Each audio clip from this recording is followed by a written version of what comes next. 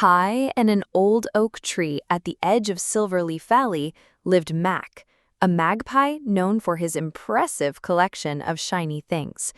But unlike other magpies who collected coins and bottle caps, Mack collected maps. Maps of every kind lined his nest: weather maps, migration routes, star charts, and even an old human hiking map he'd found by the lake. Mack spent hours studying them all. "These maps tell me everything I need to know about the world," Mack would tell the other birds. "With enough maps, there are no surprises." Mack was the leader of the silverleaf flock, responsible for guiding them south each autumn when the cold winds began to blow. For years, the older birds had taught the flock which landmarks to follow and how to feel the changing air currents. But Mack believed his maps were better than the old ways. "This year," Mack announced one September morning, "our migration will be perfectly planned. I've studied all the maps and watched the weather reports from the television in the cabin window. I know exactly which route to take and where we'll stop each night." The older birds looked concerned. "Maps are helpful, Mack," said Iris, the oldest magpie, "but they can't show everything." "The nonsense," Mack chirped confidently. "My maps are detailed and accurate. I've even marked where the best berries grow along the way." As migration day approached, Mack barely slept. He memorized every detail on his maps, calculated the exact distance they would travel each day, and watched every weather report through the cabin window. He created a precise schedule that would get them to their winter home in exactly 12 days. When the day arrived, the flock gathered at the edge of the valley. Mack stood proudly at the front, his favorite map tucked safely in his beak. "Follow me," he called, spreading his wings and soaring upward.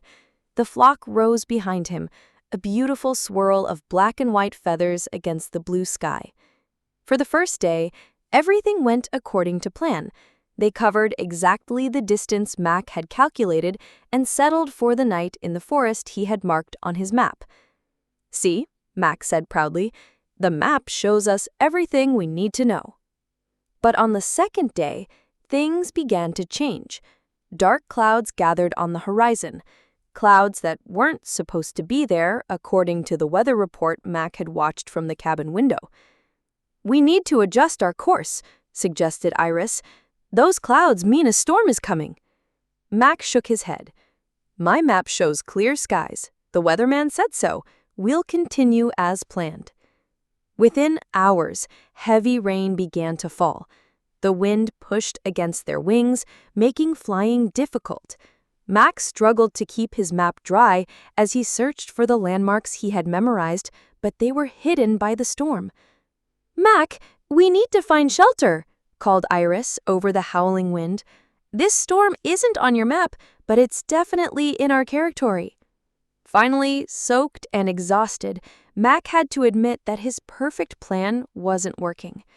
The flock took shelter in a small cave until the storm passed. That night, while the others slept, Mack stared at his soggy, ruined map. "I don't understand," he whispered. "Everything was so clear on the map." The next morning, the storm had cleared, but Mack discovered a new problem. The river they needed to follow had changed course since his map was made. A flood had carved a new path through the valley. "Now what do you do?" asked a young magpie. "Your map says the river goes that way, but it clearly goes this way now." Mack felt lost. His confidence was shaken. I don't know," he admitted. Iris gently hopped beside him. "Mack, maps are useful tools, but they're not the same as the territory itself. Maps can become outdated, they can't show every detail, and most importantly, they can't predict how things might change." "But without my maps, how will we find our way?" Mack asked. "We use the maps as guides, not as absolute truth. We also need to observe the actual territory around us, feel the air currents, notice which way the trees bend in the wind, and be ready to adapt when reality doesn't match our expectations.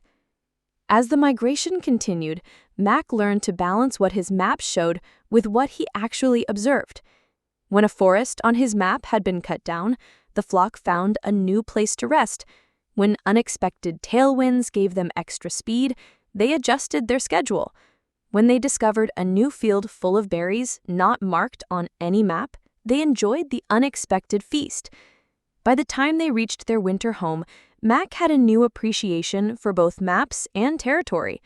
That winter, he still collected maps, but he also spent more time observing the world around him, the patterns of clouds, the behavior of other animals, and the subtle changes in the landscape.